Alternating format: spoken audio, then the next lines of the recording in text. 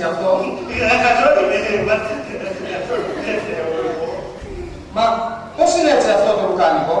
Πώς είναι? Δεν το βλέπεις, όλα τα κομματιές είναι. Δεν κομματιές. Πώς θα εξηγείς εσύ αυτό? Δεν το εξηγώ.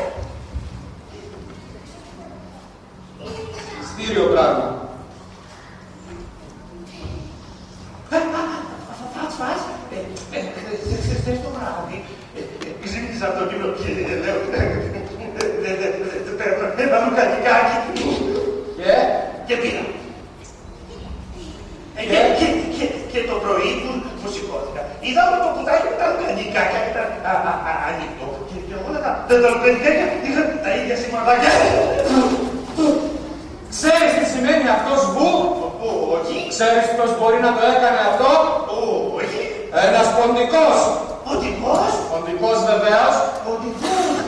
Ξέρεις τι πρέπει να κάνουμε τώρα σου, Όχι, μας τι πρέπει να κάνουμε? Πρέπει να τον εξολοθρέψουμε. Να τον εξολοθρέψουμε. Γιατί σήμερα μπορεί να μας έφαγε τα λουκάνικα.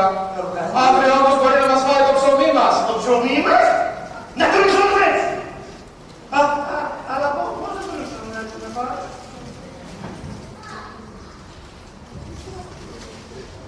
Μήπως θα του στήσουμε μια παγίδα.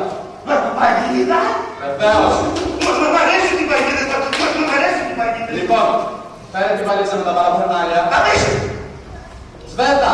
Το Siemens. Άφησε την εκεί δίπλα στον καλόγερο. Καλόγερο. Εδώ. Εδώ, αυτό.